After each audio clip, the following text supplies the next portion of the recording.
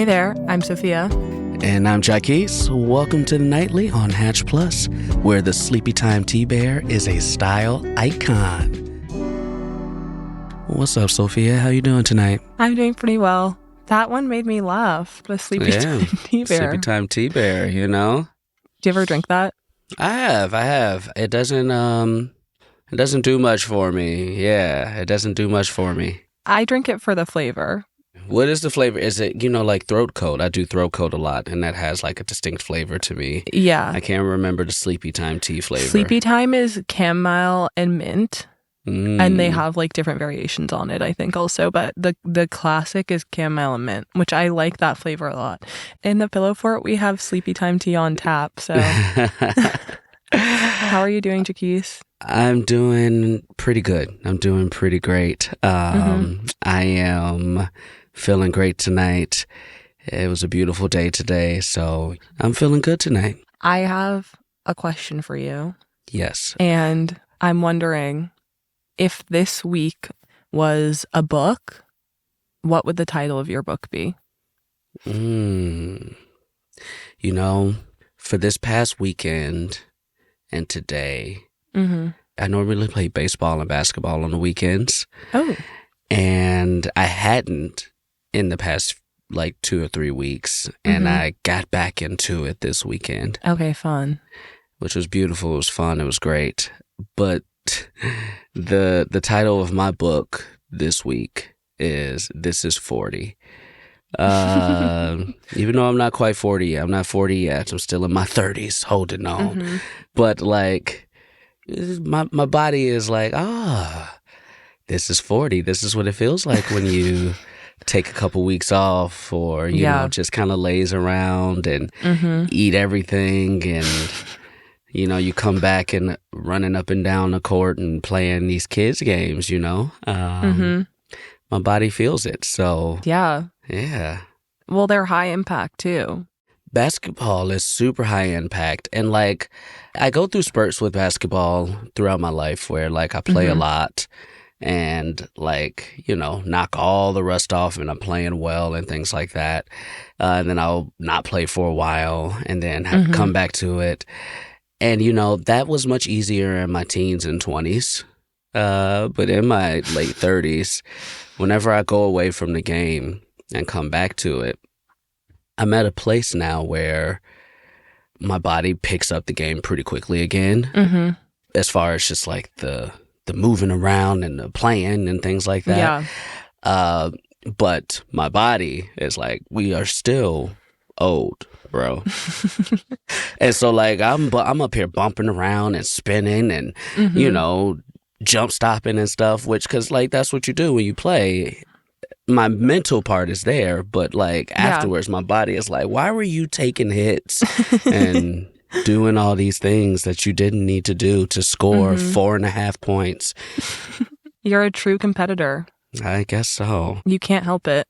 I can't help it. Which, look, that's also 40. This is 40. This is 40. That's a good one. Yeah. What about you, Sophia? What's representing you this weekend? I guess if I had a title for my book this weekend, I would say maybe it's Let's Hit the Road. I'm feeling claustrophobic in New York. I'm feeling like I gotta get out of here. I am feeling like I gotta be in nature and I need to be out of the city a little bit. And so I think I'm gonna say let's hit the road because I'm just in a mood to escape. That's fair. But, yeah. Where do you want to go? I'm gonna go to Vermont next weekend, which will be really nice. It's really let's hit the road because I'm not let's fly somewhere or go crazy. I'm just let's drive somewhere and be in the trees, okay? You just want you want a mini vacay. Yes. You want to actually get back to earth. I want to get back to earth. Hands in the dirt, feeling the earth spin. I feel you. Yes. I've never been to Vermont. I just did one of those. How many states have you been to? Little quizzes. Yeah. And I'm at 30 or 31 states. Okay, that's good. Yeah. But Vermont is one that I've never been to that I would be interested to go to. Especially is it Is the maple syrup really all that? I think the maple syrup is pretty good, but I also think it's like an export. So I don't think that like okay. you necessarily have to get it from Vermont. I'm like, is it true that they just tap the tree and it comes out? I would love to think that. And Me too. as of now, since you don't know, I'm going to go ahead and keep my illusion. Yeah. Let's have that be the reality. Yeah. But it is good, but I think you can get it other places too. But Vermont's beautiful. Yeah. It's lovely. That's dope. I recommend it. I wonder how many states I've been to. I have never taken that. I should see. You should see. I've done some road trips, so I feel like I've hit a lot of them, but not in like any super meaningful way, if that makes sense. I get you. Kind of an overnight pit stop situation for a lot of the states I've been to. Yeah, yeah. You look, when I did my state, when I did them, you know, I was at, like I said, like 31, so I have like 19 or 20 to go. I can't remember if I was 30 or 31.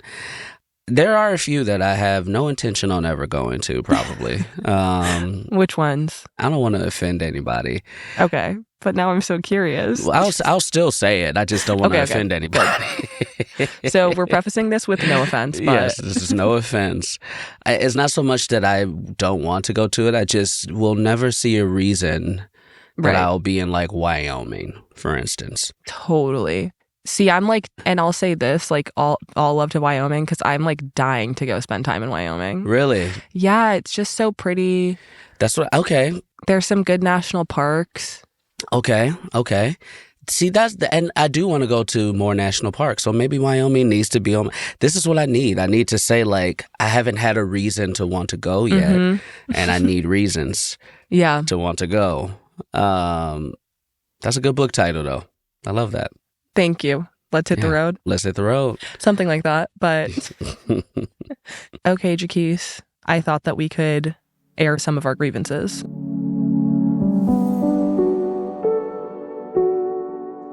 I love it. I love getting things off my chest. It feels so good. Yes, it feels great. So, Jacquis, what's on your mind tonight? You know, I have this tattooed on my leg. I am an 80s baby, 90s kid, which means I'm a millennial. But because of that, you know, I feel like people in my generation, we have a very good connection to this. This is about to be a long roundabout to get to my grievance. Please, take your time. Let's go to television. Like when I was growing up, you know, even though I was born in the mid 80s and like grew up in the 90s and we had our own television shows and things we were watching, I was still also watching a lot of the shows from the 50s, the 60s, and the 70s, you know. So I grew up on the I Love Lucy's. I grew up on the Three's Companies. I grew up on like all those shows, All in the Families. And then we had our shows in the 90s and the 2000s. And there's one thing about all of those shows that this generation of television is missing. And that is theme songs. That's true. We don't have television theme songs anymore. And it is so sad. Like that was when you sat down to watch TV, or when I would watch, like a lot of times, like for old school shows, like I Love Lucy or I Dream of Jeannie or the Dick Van Dyke Show or any of these, the Beverly Hillbillies, like the first thing you will remember, which would draw you to these shows, was the theme songs. And then like when I was growing up, every show had like, the theme song was just as synonymous with the show. Like I was vacationing somewhere and somebody threw on the Fresh Prince of Bel-Air theme song and the entire stadium went crazy. Like we were so happy to hear this song, right? And now we live in a generation of television where skip intro is such a heavily used like part, because like the beginning of a show is so insignificant now that it is so sad to me. And like, anybody listening, we gotta bring back TV theme songs. Like our attention span can't be that broken that we can't sit down and like enjoy a 30 to 45 second or longer theme song for a show to like get us into it. Like I'm still up here singing the Full House theme song, Family Matters, Fresh Prince, Sister. I'm still singing Come and Knock on My Door. Like, I'm still singing like all the theme songs. Yeah. I miss them. Oh, I know. It's so upsetting. That is very true. The only thing I thought of is this, which is the one show that I think has successfully brought back a theme song to me. Tell me. Has been White Lotus. Oh, okay. Now that's one show I don't watch, and I should. The theme song is always like kind of like, it's a big part of the show. It often like goes viral, whatever. Okay. And then he'll also do in the show, like, because I've been with people, it's like you'll watch it with people, and that's one of the shows where people will say like, don't skip the intro, like listen to it. Yeah, yeah. And whenever I watch it, I don't skip it. Yeah. Is it original? It is. They're original to the show. Yeah. Okay, great. And he'll have them be also like, he'll bring them back, like reprise them kind of like throughout the show as Love like it. the soundtrack in the show as well. But for the most part, they aren't around, and there certainly aren't, I feel like, anyone's with lyrics anymore. Yeah. No lyrics. Yeah, that is kind of on the outs. Lyrics was so, like, even I'm thinking like 227 Good Time. This is damn near before my time, so it's definitely before your time. Like, if you remember or ever heard of the show Amen, it was Sherman Helmsley who was George Jefferson, and it was set in the church. It's a comedy, very fun show. But the intro to that song was just like a gospel song banger. Yeah, it was just great. White Lotus, though. All right. Yeah, those were good. Those theme songs are good. They really hit.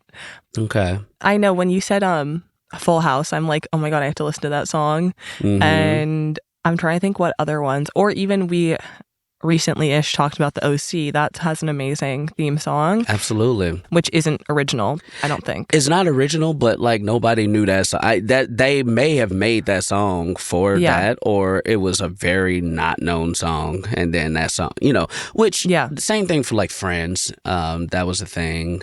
The late 90s, 2000s did start to bring songs that were not written for the show, but became part of the show's lore, which I'm also okay with. We don't even really have that anymore. Yeah.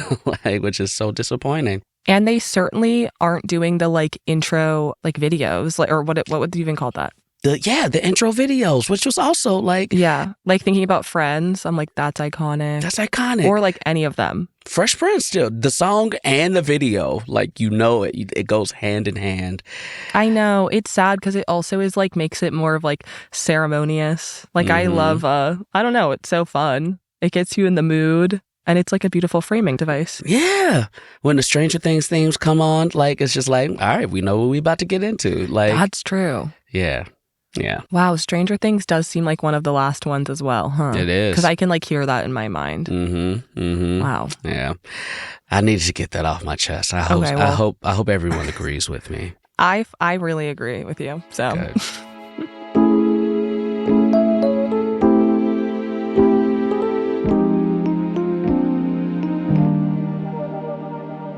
Sophia, I've unloaded. I have to allow you the opportunity to unload. What you feeling? Okay, I'm just feeling like the bus never comes on time. That's how I'm feeling. Especially in New York. Yeah, I really am feeling like I'm constantly being disrespected by the bus. I think the best way to know when it's coming, which I was kind of thinking about my grievance, and then I was like, maybe I poked a bit of a hole in this, but I came up with a system that I can do moving forward, is just that like, so if you're using like an app, like if I'm using like Google Maps or whatever, it, you can like see the times of like when any public transport comes. But with the bus, it's just never accurate. So the only accurate thing is to go to the bus station. There's a little number that they give you, a quote unquote phone number that you text, and then you text the bus code of your bus. So if I'm on the B42 or whatever, I'll text this certain number to a certain number, and it'll say like the next bus is 2 minutes away. So oftentimes it feels like I'm having to go to the bus station, and then I get there and then the bus is not coming for like 20 to 30 minutes. And I'm like, this cannot be right. Yeah. I'm realizing now what I should probably do is Google the codes for the bus and like find text. out. But that's also like, that's so much work. That's so much work. It feels like there should just be a better way. Cause then oftentimes like I'll go to the bus stop and then I'm like, Well, guess what? Now I gotta drag my butt to a different bus stop because this just isn't it. That's not it. New York is a special case, you know. Like, I live in Los Angeles, but I grew up in Chicago, so Chicago is a very heavy public transportation place, right? And back in the day, we used to have the CTA tracker, which I think is still a thing, but it did start to give a little more accurate, you know, because it was just basing off the GPS of the bus. And so that was nice. See, it's like you say it and it's so simple. It's so simple, right? And then I'm like, what is going on? And then it goes down. But, you know, nowadays, you know, so have you ever been to Japan? I have been to Japan. Now, if you want buses that come on time, of course. they like, and you don't need another app or anything. It literally, whatever the schedule is at the beginning of the day, yes, that's the schedule it's going to follow. Or you can go on your Google Maps. Well, and I also feel like those are coming frequently enough that it's okay. Like the bus, it literally will be like 30 minutes away, which like if you're going to like Japan or like someplace in Europe, I feel like the bus is never going to be 30 minutes away. The bus is going to be coming every 5 to 10 minutes. A lot of times, yeah. I was in Kyoto, though, and it was during Golden Week, which if anybody has been to Japan during that time or is from there, you know that's like one of the most busiest times in Japan. And so it was a lot of traffic on the street. And like, you know, I'm from America where our public transport isn't great. I've lived in Chicago. I know New York well. I'm looking at this traffic. I was like, ain't no way this bus coming at this time. Like, you know. Yeah. And lo and behold, the bus was rolling up right. And I'm like, they have this so down packed. So I think it's a New York issue too. I think that like statistically or whatever, New York has like the slowest buses of any major city in America. Yeah. I think it's certainly a New York issue. Yeah. I'm just like, come on, guys. If it's going to be slow, I at least need to know when it's coming, right? Come on. Especially because for 4 to 6 months of the year, the weather ain't hidden. No. You know, you ain't trying to be outside in the winter.